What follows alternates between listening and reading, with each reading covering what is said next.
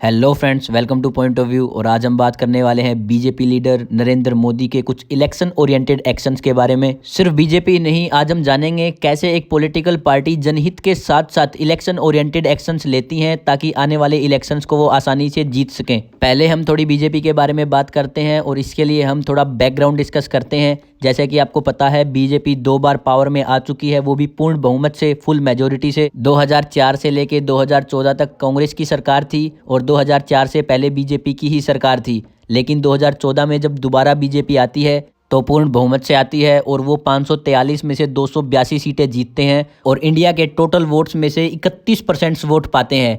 Election commission of India ने ये declare किया था कि 2014 में इंडिया के टोटल वोट्स में से 66.40% लोगों ने वोट किया था और उसमें से 31% वोट बीजेपी को अकेले को मिले थे। One and only limitation of democracy, लोकतंत्र की एकमात्र कमी ये है कि जब 66.40% लोगों ने वोट डाला और 31% बीजेपी को डाला, इसका मतलब 35.40% लोग तो ये चाहते ही नहीं कि बीजेपी की सरकार बने और 33.60% लोग जिन्होंने वोट नहीं डाला उनका पता ही नहीं। लेकिन गजब तो तब हो गया जब 2019 में बीजेपी की पूर्ण बहुमत से दोबारा सरकार बनती है और इस बार सीटें ज़्यादा हैं। 303 सीटें 543 सीटों में से जीत करके 37.60% टोटल वोट्स बीजेपी को मिलते हैं। तो अब हम यही डिस्कस करने वाले हैं कि बीजेपी ने ऐसे क्या एक्शंस लिए, क्या एजेंडाज अपनाए जिनसे इनका वोट बैंक इतना ज़्यादा बढ़ गया। देखो, वैसे तो रूलिंग पार्टी हमेशा इलेक्शंस के नज़दीक कुछ ना कुछ स्टेप्स जरूर लेती हैं, जैसे कि पेट्रोल सस्ता कर दिया, इलेक्ट्रिसिटी फ्री कर दी, बस सर्विसेज फ्री कर दी, वगैरह वगैरह। ऐसे ही बीजेपी का भी अपना ही एक ब्रॉड बेस्ड एजेंडा है। मैं समझाता हूँ कैसे।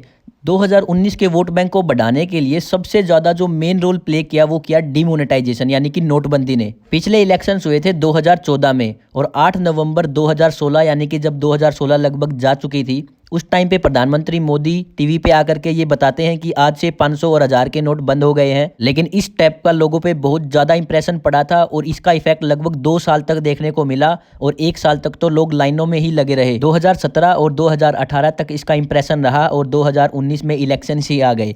इसके बाद इतनी ज़्यादा पॉपुलैरिटी के बाद इनको एक और स्टेप मिला जिनसे इनकी पॉपुलैरिटी बहुत ज़्यादा बढ़ गई। उसको मैं बताता हूँ आपको।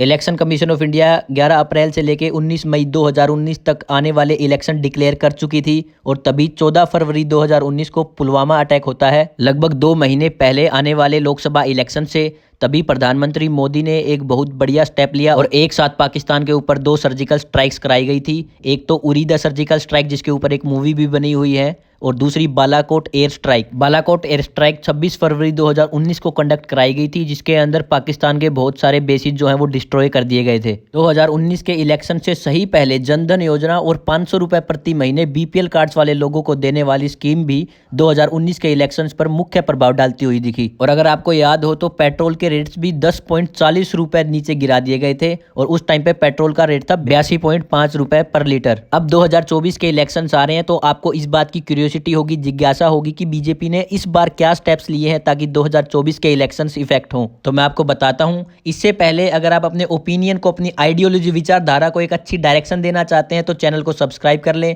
ताकि आप एक अच्छा डिसीजन ले सकें जो कि बेस्ड होता है एग्जैक्ट फैक्ट्स एंड फिगर्स पर, जो हम आपको इस चैनल पे प्रोवाइड कराएंगे। 2019 के लोकसभा इलेक्शंस का रिजल्ट 23 मई 2019 को आ जाता है और उसके एग्जैक्ट बाद इसी साल अगस्त में अमित शाह लोकसभा में Jammu and Kashmir reorganisation bill लेके आते हैं, जो कि पूर्ण बहुमत से लोकसभा और राज्यसभा में पास हो जाता है और प्रेसिडेंट अपनी कंसेंट देके इसको एक एक्ट बना देते हैं। इसके according Jammu and Kashmir state को 2 यूनियन टेरिटरीज में बांट दिया गया था, जम्मू एंड कश्मीर और लद्दाख। इसके बाद भी बीजेपी गवर्नमेंट बहुत दिनों तक न्यूज में रही थी। अब बीजेपी गवर्नमेंट अपना इंप्रेशन छोड़ने के लिए आत्मनिर्भर भारत के अंडर हर शहर में एक मेला ऑर्गेनाइज कर रही है, जिसको शौर्य कला मेला बोल रहे हैं। इसमें सभी सेल्फ हेल्प ग्रुप्स और फीमेल्स को अपने अपने जो डिजाइन है, रीजनल डिजाइन को वहां पे बेचने का मौका दिया जाता है। इससे गवर्नमेंट अपने गरीबों तक, यानी कि ग्राउंड लेवल तक अपनी पकड़ बनाने की कोशिश कर रही है। और नाम बदलने का तो बीजेपी गवर्नमेंट का शगुन है ही, जैसे कि जो नरेंद्र मोदी स्टेडियम अहमदाबाद में है, उससे पहले इसका नाम था सरदार वल्लभ भाई पटेल स्टेडियम और उससे पहले था मोटेरा स्टेडियम। यानी कि आप सीक्वेंस समझे, पहले था मोटेरा स्टेडियम, फिर उन्होंने सरदार वल्लभ भाई पटेल के नाम पे किया और उसके बाद खुद के नाम पे कर लिया। सभी गवर्नमेंट ऐसा अपना इंप्रेशन छोड़ने के लिए करते हैं, जैसे कि कांग्रेस ने ऐसे बहुत सारे कर रखे हैं, Jawaharlal Nehru university, Jawaharlal Nehru botanical park, Indira Gandhi stadium, Indira Gandhi auditorium वगैरह वगैरह। 2023 के रक्षाबंधन पर नरेंद्र मोदी ने सिलेंडर्स को 500 रुपए तक प्रोवाइड करवाया था और बीपीएल के कार्ड्स के लोगों को फ्री में भी प्रोवाइड कराया। ये आप किसके लिए करवाया गया ये आप समझ सकते हैं। जब 2019 में कोरोना वायरस फैला था तो उस टाइम पे भारत में नरेंद्र मोदी जी ने एक स्कीम लॉन्च की थी जिसका नाम था प्रधानमंत्री गरीब कल्याण अन्न योजना। इस योजना के अंडर सभी गरीब लोगों को राशन कार्ड के ऊपर फ्री राशन प्रोवाइड कराया गया था ताकि वो कोरोना वायरस के टाइम पे जब अनएम्प्लॉयमेंट फैली हुई थी तो वो लोग भूखे ना मरे। और ये स्कीम 4 साल के लिए लॉन्च की गई थी और ये दिसंबर 2023 में खत्म हो जाने वाली थी। लेकिन नवंबर 2023 में एक और स्टेटमेंट आती है कि ये स्कीम अगले 5 साल के लिए बढ़ा दी गई है, जबकि कैसा भी कोरोना वायरस वगैरह नहीं फैला हुआ है। तो आप यहाँ पे भी समझ सकते हैं कि ये स्कीम अगले 5 साल के लिए एक्सटेंड क्यों कर दी गई है। और फ्री का तो कुछ होता ही नहीं है, आपको पता है फ्री देने वाला कुछ ना कुछ बदले में जरूर चाहता है। इस फ्री राशन के बदले में क्या चाहती है गवर्नमेंट ये आप समझ सकते हैं। उज्ज्वल योजना जो कि गैस सिलेंडर से रिलेटेड है वो भी 2 साल के लिए आगे बढ़ा दी गई है और इसके बताए जा रहे हैं कि 4 करोड़ बेनिफिशरीज हैं। और आजकल नरेंद्र मोदी डिजिटल मीडिया का भी बहुत ज़्यादा फायदा उठा रहे हैं। उन्होंने खुद का एक यूट्यूब चैनल बना रखा है जिन पे वो जहाँ भी जाते हैं, जब भी कोई भी ऐसा काम करते हैं जो पब्लिक इंटरेस्ट में है तो वो सोशल मीडिया पे उस बात को जरूर डालते हैं। जैसे कि हाल ही में वर्ल्ड कप जब भारत हारा और नरेंद्र मोदी सारे प्लेयर से मिले तो उनके ऑफिशियल चैनल पे ये वीडियो अपलोड की गई थी ताकि हर गरीब हर अमीर सारे के सारे लोग इस बात को नोटिस कर सकें। डिजिटल प्रमोशन का भी एक अच्छा स्टेप है। वैसे आज से 4 महीने पहले जुलाई अगस्त में गैस सिलेंडर 1120 रुपए का मिलता था, जबकि अब 200 रुपए सस्ता कर दिया गया है और 905 से 912 रुपए रीजनल वेरिएशंस के साथ आपको सिलेंडर देखने को मिल जाएगा। एक और स्टेप जो कि नरेंद्र मोदी का मुझे बहुत ज़्यादा इफेक्टिव लगा वो है सीएम्स का यूज़ करना।